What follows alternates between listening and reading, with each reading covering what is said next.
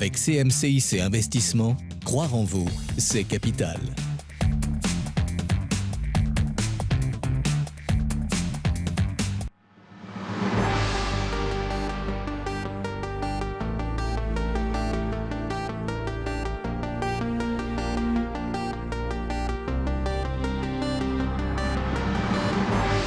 Bonjour, très heureux de vous retrouver dans Récit d'entreprise autour d'un authentique autodidacte qui a commencé à travailler à 14 ans, à racheter une boucherie-charcuterie à 21 ans, à sillonner les marchés avant d'industrialiser la fabrication de salades traiteurs, tout en rachetant aussi d'autres entreprises. Le traiteur intraitable Pierre Martinet est notre invité aujourd'hui. Bonjour. Bonjour. Merci d'être avec nous. Alors vous allez nous expliquer votre demi-siècle d'aventure entrepreneuriale, l'histoire de cette entreprise qui porte votre nom, qui a su jouer la carte de l'innovation et se situe parmi les entreprises qui comptent en Europe dans son secteur.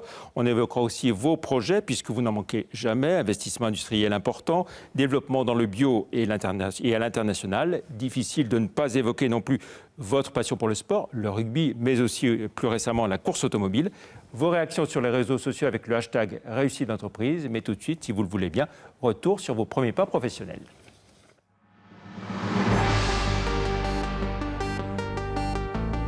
Pierre Martinet, vous êtes né à Beaurepaire-en-Bresse, en Saône-et-Loire, il y a bientôt 72 ans, de parents agriculteurs. Oui, tout à fait, agriculteur, mais agriculteur d'une certaine sorte, dans le sens où ils ont développé les tomates, les recettes de melon, les variétés, l'élevage de poulets de Bresse, et puis... Apiculteurs aussi. Apiculteurs aussi. Les abeilles, le miel. Voilà, c'est ça. Donc une vraiment diversité dans l'agriculture. Et voilà. Fin d'école à 14 ans, après votre certificat d'études, et puis dur labeur, on peut le dire. Hein. Vous avez des journées de 6h à 21h, repos uniquement le dimanche après-midi. Le dimanche après-midi et le lundi, il y avait quand même un jour et demi de repos. Où vous alliez donner un coup de main à vos parents. Voilà, c'est ça. Donc c'était à l'époque soit des foins, soit d'autres choses, mais il y avait toujours quelque chose à faire. Et voilà. 1968, 20 ans, vous décidez de vous mettre à votre compte. Travailler dur, oui, mais à condition d'être son propre patron, c'est ça? Oui, c'est-à-dire que j'ai eu des patrons qui étaient un petit peu difficiles, et puis, bon, c'est de là où j'avais un ami qui avait repris une boucherie-charcuterie il y a 21 ans. Et votre révolution à vous, ce 68. C'était ma révolution, voilà, c'était ma révolution. Alors, boucherie-charcuterie à Jugerieux dans l'Ain, c'est ça? À Jugerieux dans l'Ain, oui. Voilà. À Jugerieux dans l'Ain, bon, j'avais avec votre marraine qui vous donne un petit coup de main, 2-3 la marraine, et puis un ami à mon papa aussi, qui m'ont avancé un peu d'argent et des billets de fonds pour rembourser, quoi. Voilà, boucherie-charcuterie, et puis vous allez vendre aussi sur les marchés avec votre 2 chevaux et puis vos tréteaux, c'est ça? C'est-à-dire que comme... Vous sillonnez la région. Au bout de 18 mois, la boucherie était en difficile. C'est là où j'ai pris la 2 chevaux, 3 tréteaux, 8 planches, et j'ai été faire les marchés. Voilà, les marchés un petit peu partout dans la région. Oui, de partout. C'était Oyonnax, c'était Annemasse, Morestel. C'était quand même de la route. Il fallait se lever de bonne heure le matin et retravailler, préparer la charcuterie l'après-midi. Et voilà. 1974, un confrère tripier vous vend une caisse de museau de bœuf et que vous allez cuire, et puis vous allez les transformer en salade, et c'est votre histoire qui démarre. Oui, c'est encore une autre histoire, oui, bien sûr.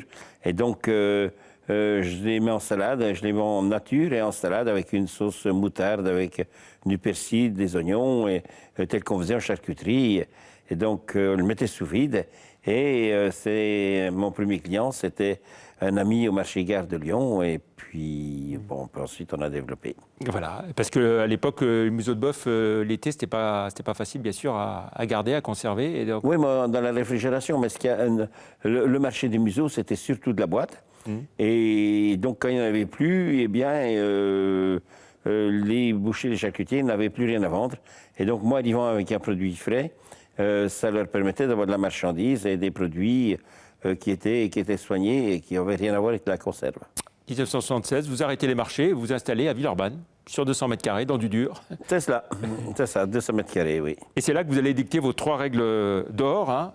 Un produit ou des produits vendus à tarif unique dans tout le pays, des produits sains et de qualité, et puis des marchés, les grossistes, les centrales d'achat, les hypermarchés. Voilà, on n'allait pas vendre au détail. Et ça, c'est toujours valable pour vous? C'est toujours valable, et c'est toujours valable. Voilà. Toujours valable. C'était un plan stratégique qui s'est fait dans un coin de bar pendant un salon. Et puis, c'était un plan stratégique qui était simple, mais qui est toujours d'actualité. Voilà, l'enseigne en 77, donc c'est Tréprice Salaison Martinez, c'est ça? Oui, oui, c'est assez curieux quand je retrouve ces cartes de visite. Oui. Et puis 81, vous partez du côté de Saint-Quentin-Falavier pour produire ces salades de museau de bœuf avec des légumes cette fois-ci. C'est un petit peu plus tard, après le succès que j'ai eu à Villeurbanne, qui était dans le développement, que je construis une usine en 80. Et en 82, je n'ai plus de marchandises de matières premières. Et donc, c'est là où j'ai commencé à mettre des légumes dedans. J'ai perdu mes clients. Et ensuite, il a fallu, c'était, on peut dire, vraiment la première crise que j'ai pu connaître. Et puis, donc, de ces museaux que je ne trouve plus en 82, je mets des légumes dedans. Et je voyage aussi pour en retrouver. C'est là où j'étais aussi au Brésil pour trouver de la matière première, aux États-Unis, en Italie, en Allemagne, etc., pour trouver de la matière première. Et c'était avec les légumes j'ai rajoutés que l'on a pu reprendre des clients. Et en 86, on a doublé l'usine. Et c'est à ce moment-là qu'on a fait vraiment des gammes de salades de légumes. Voilà. Et alors, à un moment donné, il y a une extension du site que vous faites sans attendre d'avoir le permis de construire qui soit signé. C'était déjà le premier. Hein, il arrivera la veille, permis de construire, le lendemain de l'inauguration. Voilà. Et là, vous donnez des sueurs froides à vos banquiers? Oui, alors forcément, parce que je n'avais ni crédit ni permis de construire. Mais enfin, comme quoi, il faut oser, quoi. Et il faut oser, il faut avoir la niaque. Et puis, de toute façon, j'étais coincé, donc il fallait y aller. Voilà. Et je vous ai souvent entendu dire, eux, ils dormaient mal. Mais moi, comme je dormais peu, je dormais bien. Les quelques heures que je dormais. J'avais 3-4 heures à dormir, donc moi je dormais bien, oui, le peu que j'avais. Alors, industrialisation, bien sûr, de la logistique, et puis ce qu'on appelle la livraison à Pourra, tout en oui, non, à Pourbet quand même. Oui, c'est les commandes prises le matin, expédition l'après-midi, et le lendemain, tous nos clients étaient livrés. Et puis, il y aura aussi l'international. Hein, vous avez évoqué donc, les pays où vous allez chercher des matières. On ne fabrique pas suffisamment de légumes en France Ah, c'est pas la question. Je dirais que si la France est sur le point de vue de l'UNESCO en gastronomie, donc on a des choses à faire. Nous, aujourd'hui, l'international, c'est le développement de notre taboulé, et de notre taboulé, mais aussi des autres graines qui sont avec le boulgour, avec le quinoa, et le sarrasin que nous démarrons là aujourd'hui. Donc, aujourd'hui, enfin, depuis des années, j'ai comme partenaire Guy Savoie. Voilà. J'allais y venir, oui. Et Frédéric Salman Sprim, qui nous aide donc au comité de recherche à travailler en équipe pour notre offre. Voilà, la qualité toujours, voilà, c'est ce que vous avez toujours évoqué. Donc Guy Savoie, le chef 3 étoiles, et Frédéric Salman, médecin nutritionniste, hein, qui vous accompagne depuis... Depuis combien? 94, je crois. Voilà. L'international, donc on a parlé du Brésil, l'Espagne, le Canada également. Le Canada, on a vendu le savoir-faire en 98 au Canada. Et donc, cette entreprise qui employait 50 personnes, aujourd'hui, il y a plus de 500. J'en suis très, très fier d'avoir aidé ces jeunes pendant une douzaine d'années et qui sont performants au Canada, oui. Voilà. Et puis alors, la publicité, bien sûr, hein, le traiteur intraitable. C'est votre agence de publicité qui va vous convaincre que c'est vous qui devez être l'acteur des films que vous tournez? C'est cela, oui. On dit qu'il y a peu d'entreprises qui ont le créateur et l'entreprise, le nom de la société, qui ont le même nom. Et donc, il fallait en profiter, c'est à ce que je sois en scène. Donc je me suis mis en scène. Ils m'ont proposé ce slogan, le traiteur intraitable. Et donc, bah oui, Pierre Martinet, le traiteur intraitable. Et ça a fonctionné. Ça a bien fonctionné, ça fonctionne toujours. Et des acquisitions également, hein, des rachats d'entreprises, Louis Lemoine, Randy dans la région, et puis la Belle Henriette. La Belle Henriette, voilà, tout à fait. Ce qui fait que vous avez une gamme, alors il y a les salades traiteurs classiques, charcuterie pâtissière. Et les produits de la mer qui sont plutôt à Belle Henriette, oui. Des salades de hareng, de saumon, qui sont sur le bandeau ouest de la France. Il y a quelques années, vous étiez diversifié aussi dans tout ce qui est boissons, smoothies. C'est une déception, j'ai cru comprendre que vous alliez arrêter.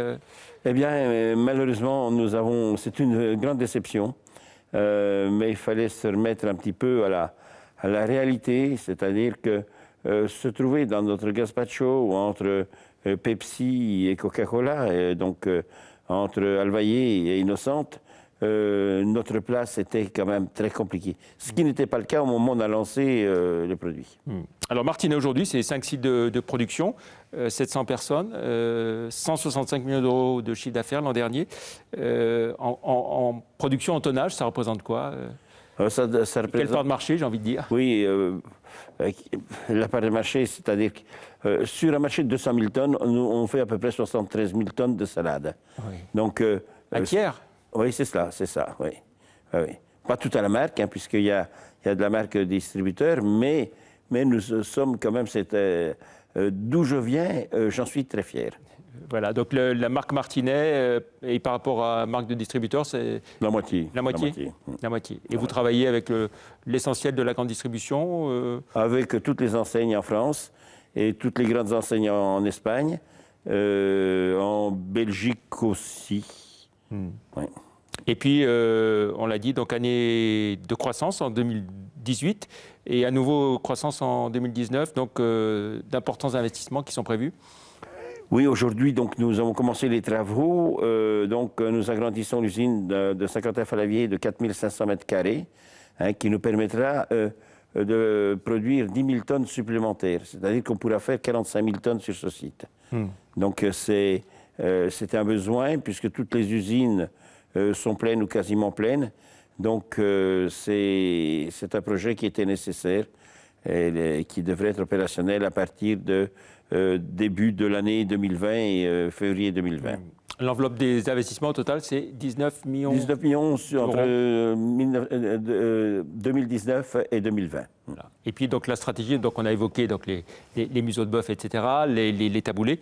La stratégie, c'est aussi d'investir dans le bio et le végétal avec de nouvelles salades, de nouveaux produits. Alors il y a 18 mois qu'on a commencé le bio sur le site de Vendée.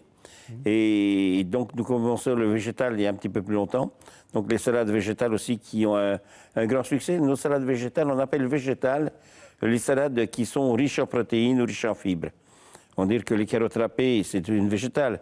Mais on ne la considère pas de la même façon, dans le sens où c'est ce côté nutrition qui correspond beaucoup aux flexitariens. Ceux qui veulent manger moins de viande et de retrouver des protéines végétales. Et puis des nouveautés aussi en termes de packaging, vous avez pas mal changé aussi.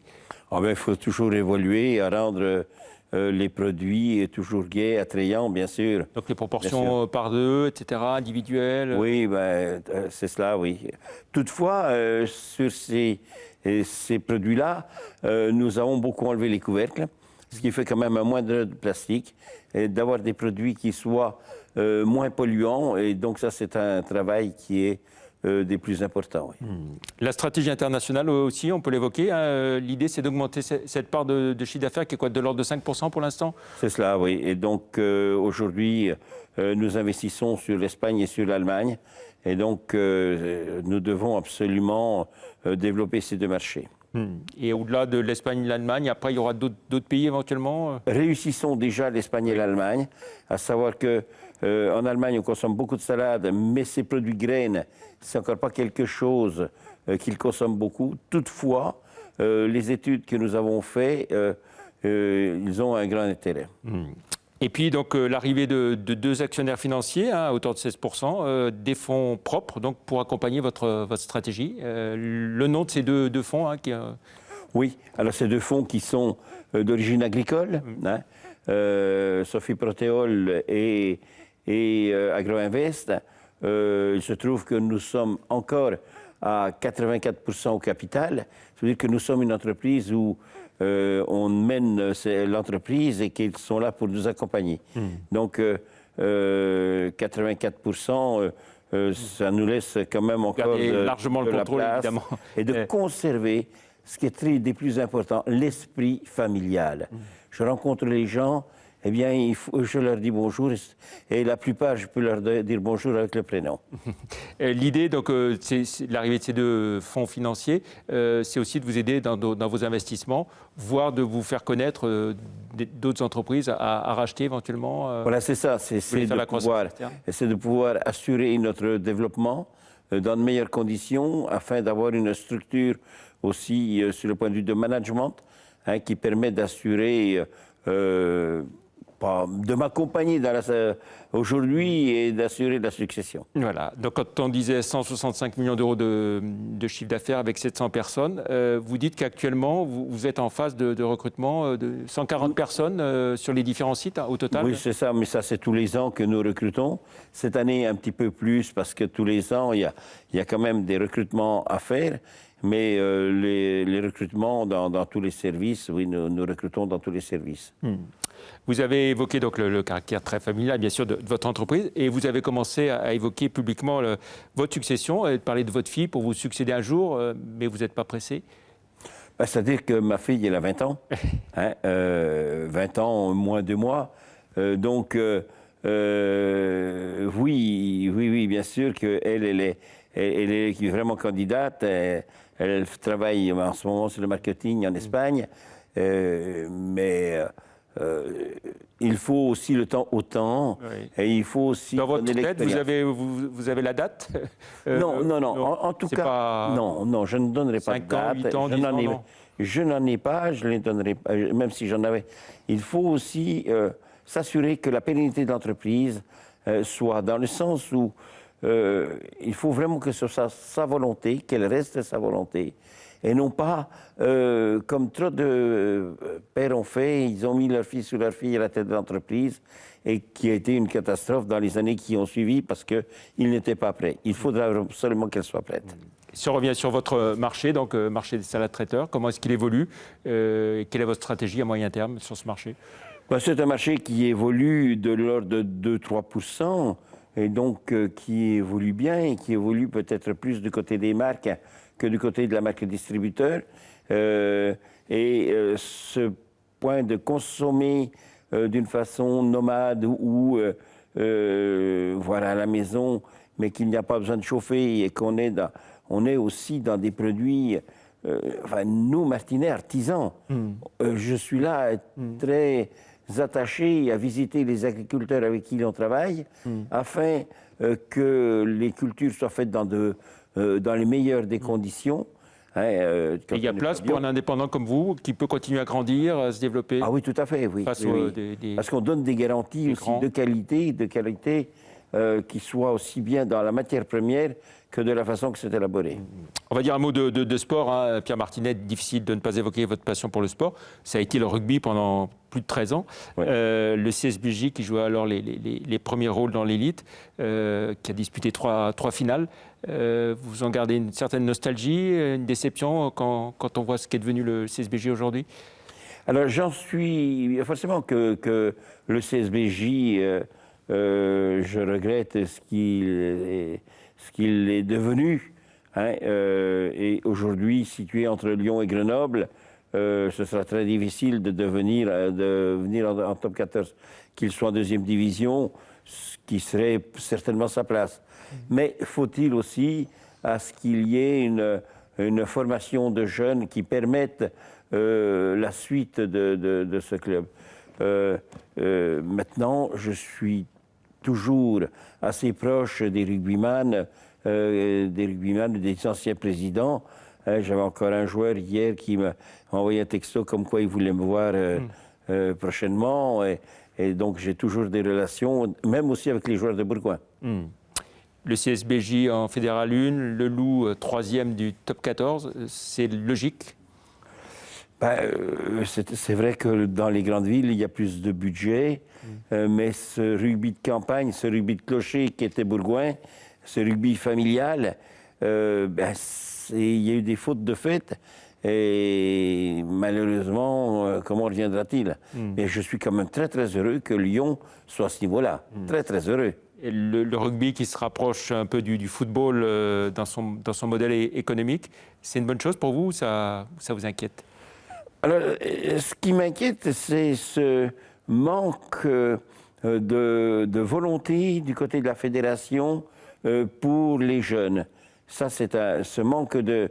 Et de voir autant d'étrangers dans les clubs de top 14, c'est quand même dommage, parce qu'on a des jeunes, s'ils sont pris à temps, s'ils sont bien motivés, si on les a bien motivés, si on a fait bien le travail des jeunes, on ne devrait pas avoir autant d'étrangers.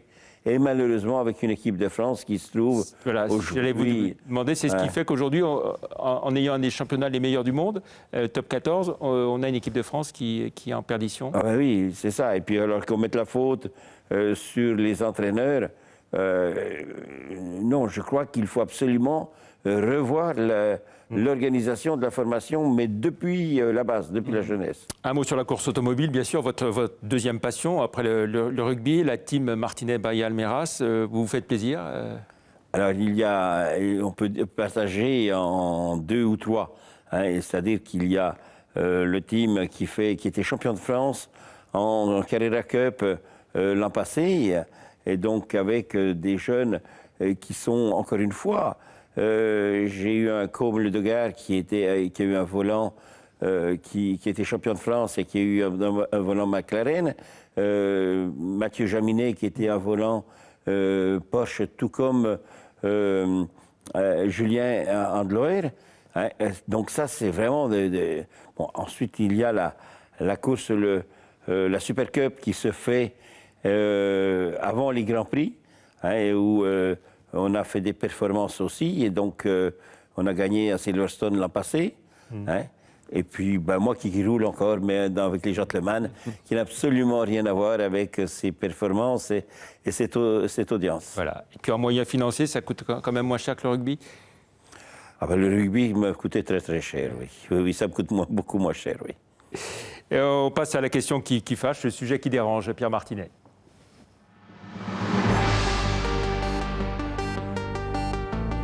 Alors, on va revenir à votre entreprise. On ne compte plus les directeurs généraux qui se sont succédés chez vous, qui en a rarement plus de 12 ou 18 mois. Ça veut dire quoi? Que vous ne savez pas partager le pouvoir ni déléguer? Je n'ai pas eu tant de directeurs généraux que ça. J'ai dû en avoir 3 ou 4. C'est vrai que le dernier, il n'a pas fait les 30 jours, hein, mais je n'en ai pas eu tant que ça. Mais c'est vrai que pour succéder à quelqu'un qui a créé son entreprise, c'est quelque chose qui n'est pas simple. C'est quelque chose qui n'est pas simple. Et il est vrai qu'on a beaucoup... mon directeur commercial, c'est un jeune chef de secteur qui est passé région, ensuite compte-clé, etc., qui a gravi tous les échelons. À l'industrie, ça ressemble un peu à ça. À la qualité, c'est pas ça, parce qu'elle est arrivée, c'est là où on a créé le service qualité. Contrôle de gestion, elle a fait sa fin d'apprentissage chez nous. Il faut mieux réserver la place à votre fille pour le jour où elle arrivera? Voilà, c'est ça. C'est-à-dire qu'il y a quand même vraiment une culture Martinet qui est bien ancrée. Et celui qui arrive de l'extérieur, c'est beaucoup plus difficile. Allez, on finit par quelques questions plus personnelles, Pierre Martinet, pour finir. C'est le questionnaire de Proust.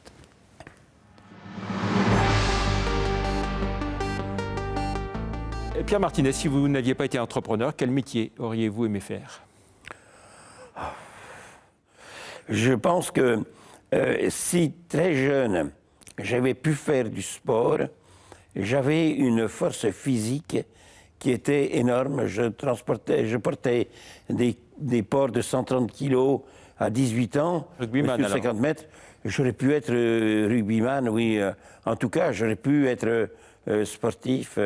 Et curieusement, j'ai commencé le sport beaucoup plus tard. Quelles sont les valeurs auxquelles vous croyez, Pierre Martinet? Les valeurs du travail. Les valeurs du travail, parce que de l'honnêteté, si les gens qui ne sont pas honnêtes, qui ne sont pas travailleurs, créateurs aussi, la créativité. Est-ce que vous pouvez me citer un chef d'entreprise qui vous a inspiré? Ah ben, Serge Kampf était un monsieur exceptionnel. Voilà. Exceptionnel. Qui... Créateur de Capgemini Sogeti, ouais, très impliqué dans le rugby aussi, bien sûr. Qui était déçu de son premier employeur et qui a monté son entreprise et qui l'a rendu international. Je ne sais pas, c'est pas plus de 200 000 personnes qui y travaillent.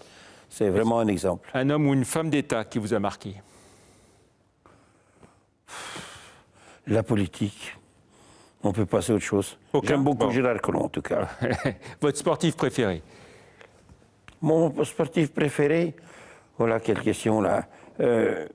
Bernard Thévenet, qui était d'origine de Saône-et-Loire, qui montait le Ventoux, qui a gagné le Tour était de le premier France. à battre Eddy Merckx Oui, 75 dans le Tour de France. c'était vraiment un grand sportif. Oui. Votre plus grande fierté d'entrepreneur?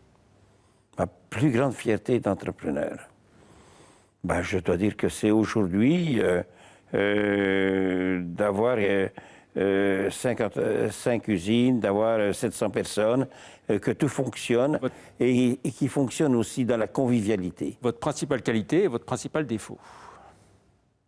Ma principale qualité, ben, je pense que je me bats à ce que l'entreprise soit familiale et je suis très travailleur. Mon principal défaut, c'est à vous de le dire, moi, mes défauts. Je ne les vois pas, mes défauts. Est-ce que vous avez une devise, Pierre Martinet? Alors moi, je rappellerai la devise de mon papa. Ne travaille pas, le pain se cache. Et si vous aviez un conseil à donner à un jeune qui se lance à la création d'entreprise, qu'est-ce que vous lui diriez? Est-ce que vous êtes travailleur? Est-ce que vous êtes créateur? Quelqu'un qui n'est pas créatif aujourd'hui ne réussira pas. Merci beaucoup, Pierre Martinet. C'était un plaisir que de vous accueillir donc en Réussite d'entreprise. Et merci de votre fidélité. À très bientôt. Merci. Au revoir. Merci à vous.